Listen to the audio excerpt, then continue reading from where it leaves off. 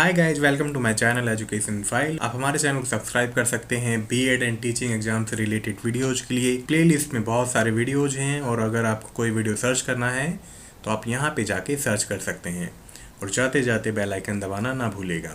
Hi guys, welcome to my channel education file और आज हम पढ़ेंगे concept of equality and its type और हम पढ़ेंगे कि यूनेस्को का एजेंडा क्या है जेंडर इक्वालिटी के बारे में। ठीक है, और जेंडर इक्वालिटी के बारे में भी पढ़ेंगे हम।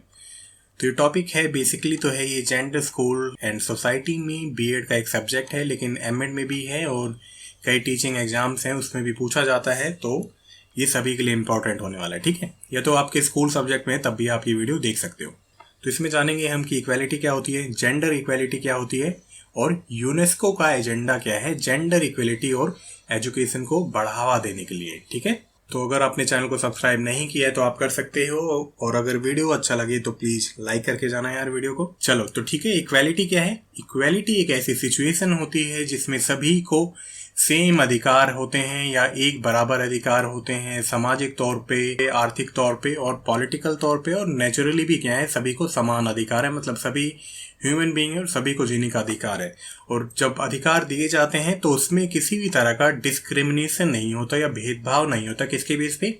सेक्स के बेस पे, रिलीजन के बेस पे, कास्ट के बेस पे, क्रीड के बेस पे मतलब नस्ल के बेस पे, या किसी भी सोशल बैकग्राउंड के बेस पे किसी भी तरह का डिस्क्रिमिनेशन नहीं होता और सभी को सेम अधिकार दिए जाते हैं। ठीक है, आई होप क्लियर है। मतलब बड़ा बच्चा, बूढ़ा, चाहे वो मेल हो, फीमेल हो, ट्रांसजेंडर हो, हिंदू हो, मुस्लिम हो, सिख, ईसाई, किसी भी धर्म का हो, सभी को बराबर के अधिकार हैं। इसको कहते हैं नॉर्मल इक्वालिटी, मतलब समानता का अधिकार। चलो अब जेंडर इक्वालिटी क्या है, तो जेंडर इक्वालिटी को कैसे डिफाइन कर सकते हो आप।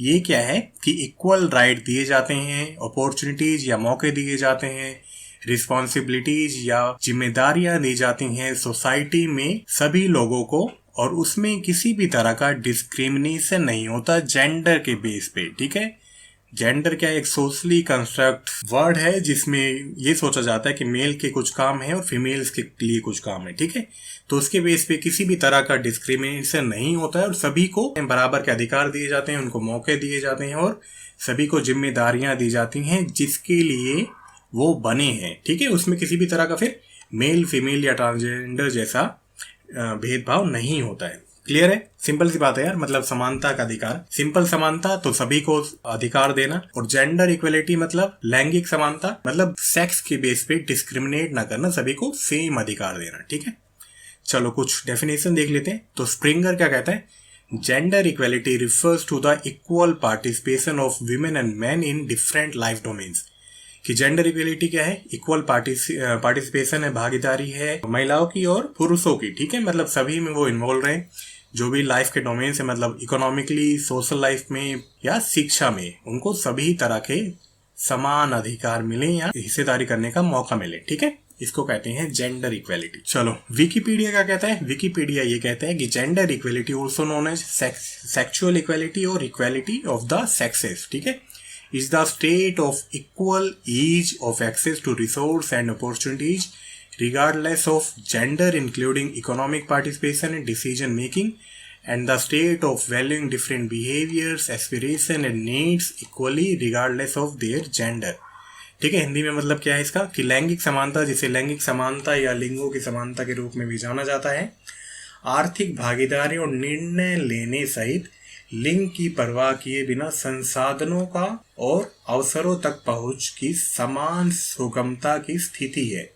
मतलब क्या है कि मेल हो, फीमेल हो, सभी को सेम अधिकार देना। ठीक है, सोशल बेसिस पे, इकोनॉमिक बेसिस पे, पॉलिटिकल बेसिस पे, सभी तौर पे मेल्स को, फीमेल्स को सभी तरह के बराबर के अधिकार देना। ठीक है, और क्या इसमें, और लिंग की परवाह किए बिना विभिन्न व्यापारों, आकांक्षा और जरूरतों को समान रूप से महत्व देने की स्थिति है। तो अगर आप हिंदी में हो देख सकते हो, आप इंग्लिश में हो देख सकते हो। चलो अब यूनेस्को क्या कहता है, यूनेस्को कहता है कि the concept that women and man, girls and boys have equal conditions, treatment and opportunities for realising their full potential, human rights and dignity for contributing to and benefiting from economic, social, cultural and political development। मतलब यह अवधारणा है कि महिलाओं और पुरुषों, लड़कियों और लड़कों की समान स्थिति, उपचार और अवसर, उनकी पूरी क्षमता, मानवाधिकार और गरिमा को महसूस करने और आर्थिक, सामाजिक, सांस्कृतिक और राजनीतिक विकास में योगदान और लाभ के लिए है। ठीक है, मतलब सिंपल सी एक बात याद रखो, इक्वालिटी की बात है, समानता की बात है। जेंडर मतलब लैंगिक, तो लैंगिक समानता मतलब मेल, फीमेल या ट्रांसजेंडर्स हैं सभी को इक्वल राइट्स प्रोवाइड करना। ओके, सभी चीजों में। चलो इस स्लाइड पे पढ़ेंगे हम टाइप्स ऑफ इक्वालिटी, समानता के कितने प्रकार हैं। तो natural equality, social equality, civil equality, political equality and economic equality. ठीक है, नेचुरल इक्वालिटी क्या है? प्राकृतिक समानता। तो देखो सिंपल सी बात क्या है, हम सभी क्या है इक्वल फीचर के साथ बॉर्न हुए और सभी को एक क्या है मानवता के अनुसार सभी को इक्वल राइट्स होने चाहिए। ठीक है, तो नेचुरल इक्वालिटी वो बात करता है कि हम सभी ह्यूमन बीइंग हैं और उसके आधार पे सभी को इक्वल राइट्स होने चाहिए। ठीक है, चलो नेक्स्ट है सोशल इक्वालिटी या सामाजिक समानता। तो ये इक्वालिटी कैसे डिफाइन की जा सकती है कि all people belongs to society and they have all rights of language. मतलब सभी लोग क्या है भाई, सोसाइटी से ताल्लुक लगते हैं, सामाजिक हैं और सभी को इक्वल राइट है उनकी भाषा का, कास्ट का, रिलीजन का, कानून का, अपने स्वास्थ्य का और लिबर्टी का, अपनी स्वतंत्रता का। मतलब सामाजिक तौर पे सबको बराबरी कहा के ना, सभी की अपनी लैंग्वेज है, सभी की अपनी कास्ट है, सभी का अपना रिलीजन है, सभी के अपने कानून है। कानून तो बेसिकली सबको सेम ही प्रोवाइड किए गए हैं। सिविल इक्वालिटी क्या है? नागरिक समानता। मतलब इसमें क्या है, सभी जो भी लोग हैं सोसाइटी में सभी एक समान है कानून के सामने। ठीक है, आपके भी वही राइट्स हैं कानून के सामने, किसी प्रधानमंत्री के भी वही अधिकार हैं, किसी मुख्यमंत्री के भी वही अधिकार है। ठीक है, मतलब अगर आपने कोई गुनाह किया है, क्राइम किया है, आपको भी सेम सजा मिलेगी और किसी वीआईपी ने अगर कुछ ऐसा किया है उसे भी सेम सजा मिलेगी। ठीक है, अधिकार तो यही है, बाकी ऑन पेपर चीजें बहुत डिफरेंट होती हैं। चलो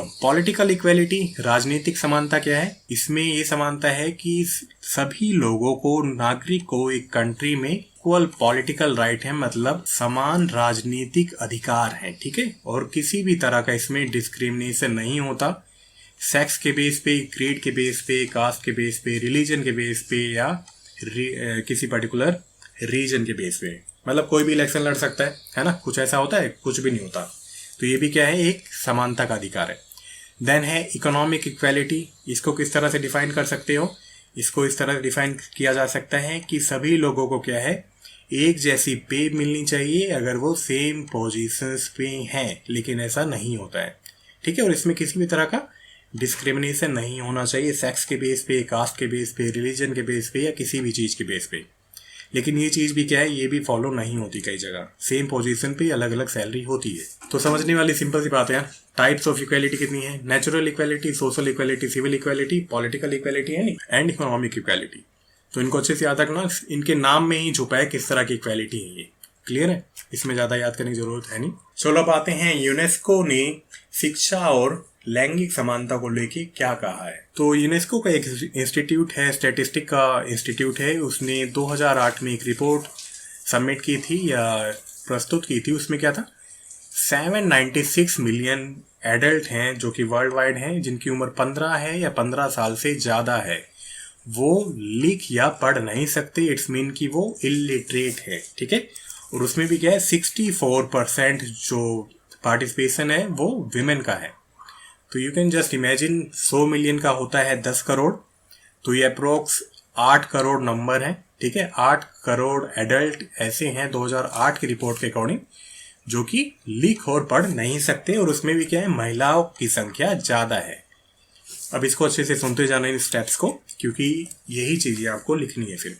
चलो ओवरऑल लिटरेसी रेट कितना था? 83% था। ठीक है, उसमें भी क्या है, 88% मेल थे और फीमेल की परसेंटेज कितनी थी? 79%। ठीक है, तो कहीं ना कहीं बहुत ज़्यादा फीमेल्स पीछे हैं लिटरेसी में भी। और इसके मेन फैक्टर्स क्या बताए यूनेस्को ने शिक्षा में इन इक्वालिटी के या असमानता के? उन्होंने कहा कि पुअर्टी, गरीबी एक कारण है। जियोग्राफिकल आइसोलेशन, मतलब कि वो एक अलग थलग एरिया में रहते हैं जहाँ पे शिक्षा का इतना फैसिलिटीज़ नहीं है, शिक्षा की, एजुकेशन की फैसिलिटीज़ नहीं है। लड़कियों में डिसेबिलिटी भी बहुत बड़ा कारण है, उनको शिक्षा से वंचित रखना या उनको पढ़ाई नहीं मिल पाती, वो एजुकेट नहीं हो पाती। देन कहा उन्होंने कि अर्ली मैरिज एंड प्रेगनेंसी, तो ये भी बहुत बड़ा कारण है। छोटी एज में शादी हो जाती है। कई समाज में या हमारे देश में ही पहले बाल विवाह बहुत होते थे, अभी भी कई जगह होते हैं बाल विवाह। वो अलग बात है कि चीज़ें खुल के सामने नहीं आती। अभी मैंने एक न्यूज कहीं सुनी थी कि 8 साल की लड़की की शादी किसी 28 साल के लड़के के साथ हो गई। ठीक है, तो कहीं ना कहीं अर्ली मैरिज हो जाती है, फिर प्रेगनेंसी हो जाती है, फिर घर की जिम्मेदारी आ जाती है, तो पढ़ाई बहुत पीछे छूट जाती है। देन का इन्होंने जेंडर बेस्ड वायलेंस बहुत ज़्यादा है, तो ये भी सही बात है। महिलाओं के साथ बहुत ही ज़्यादा उत्पीड़न होता है, तो ये भी एक कारण है उस शिक्षा से वंचित रहने का। और इन्होंने कहा कि ट्रेडिशनल एटीट्यूड है, जो भी पारंपरिक नजरिया है कई लोगों का कि लड़कियां पढ़ के करेंगी क्या, लड़कियों को तो खाना बनाना है, घर की सफाई करनी है, घर का काम करना है। तो कहीं ना कहीं जो ट्रेडिशनल एटीट्यूड है कुछ लोगों के, कुछ एरिए हैं जहाँ पे ऐसा होता है। तो ये सभी फैक्टर्स है जिनके कारण शिक्षा में इन इक्वेलिटी है। ठीक है, मतलब शिक्षा में असमानता है। तो सिंपल सी बात है, गर्ल्स एजुकेशन में यही सब कारण है। और आपको उस टाइम जो भी याद आए ना जिस कारण लड़कियों की पढ़ाई नहीं हो पाती, तो प्लीज आप वो लिख देना। चलो, ये भी बहुत इंपॉर्टेंट पॉइंट है कि यूनेस्को जेंडर इक्वेलिटी लाने के लिए कर क्या रहा है। तो यूनेस्को जेंडर इक्वेलिटी को एक बहुत बड़ी ग्लोबल प्रायोरिटी मानता है। ठीक है, पूरे वर्ल्ड में एक ग्लोबल प्रायोरिटी मानता है, और ये सपोर्ट करता है किसी भी तरह के ऐसे एफर्ट्स को जो कि शिक्षा में किए जा रहे हैं या जेंडर इक्वेलिटी में किए जा रहे हैं। और इनको ये नाम देता है सस्टेनेबल डेवलपमेंट गोल्स। हिंदी में इसको कहते हैं सतत विकास लक्ष्य। ठीक है, शॉर्ट फॉर्म में इसकी SDG। तो यूनेस्को के कुछ 17 सस्टेनेबल डेवलपमेंट गोल्स हैं। उसमें से 2 गोल्स क्या हैं? उसमें से 2 गोल्स हैं ये quality education number 4 and gender equality number 5। ठीक है, मतलब ये 17 तक है। सस्टेनेबल डेवलपमेंट गोल्स होते क्या हैं? सपोज मैंने कोई गोल कर लिया कि मुझे 10 साल बाद ये चीज नहीं चाहिए, तो वही चीज है सस्टेनेबल डेवलपमेंट गोल्स। क्लियर है?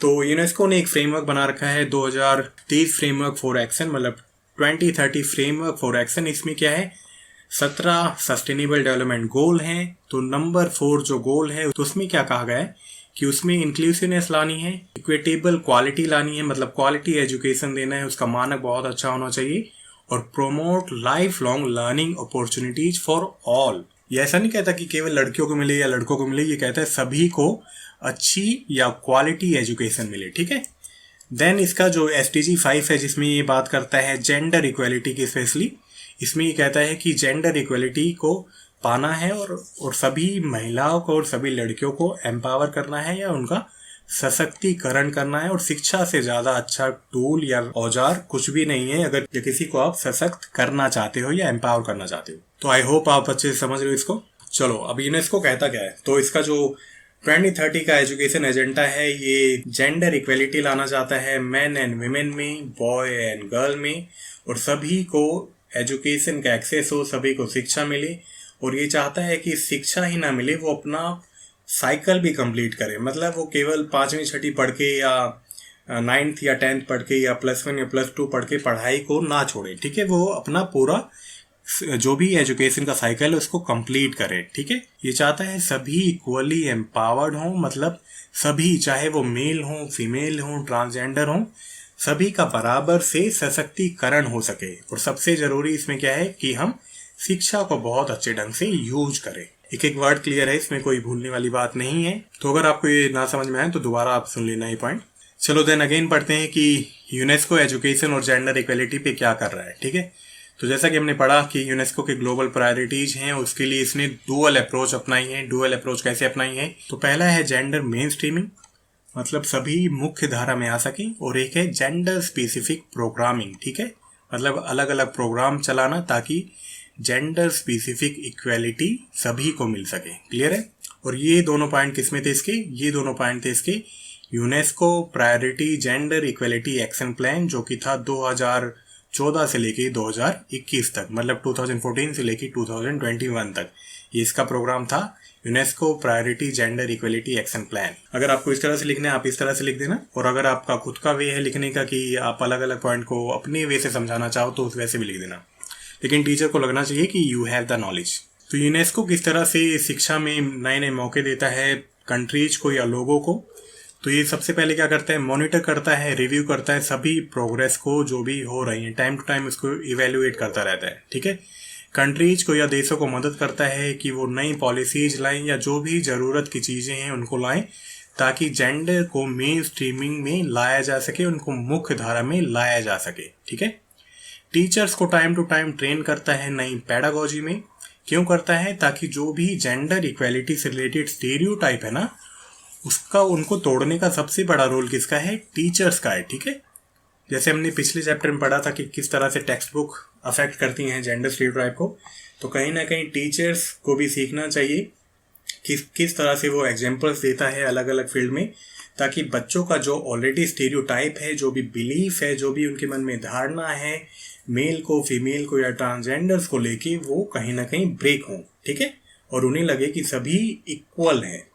क्लियर है? तो इसके लिए टीचर को ट्रेनिंग देना बहुत ज़रूरी है, और ये टाइम टू टाइम ये भी अरेंज करता है।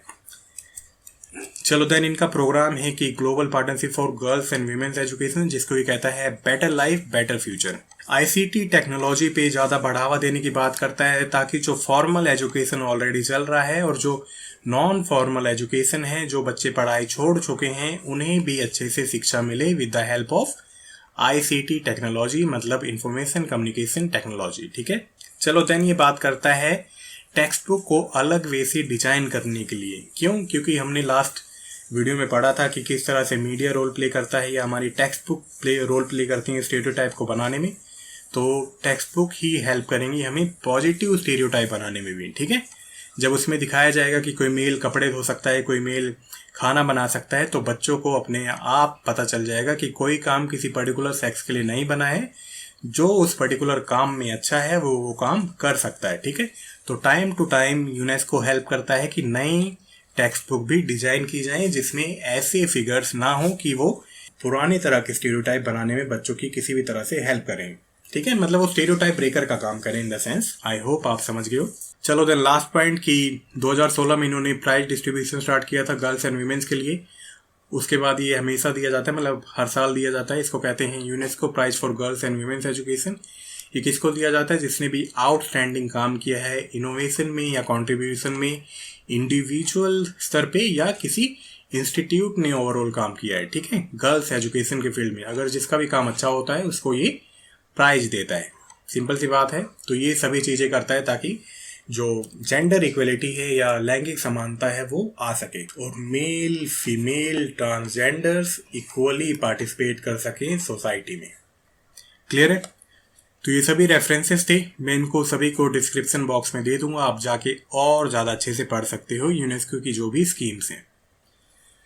तो वीडियो अच्छा लगा हो तो प्लीज़ यार लाइक करके जाना, और चैनल को सब्सक्राइब करना, और आने वाली वीडियोज़ की नोटिफिकेशंस के लिए बेल आइकन दबाना ना भूलिएगा।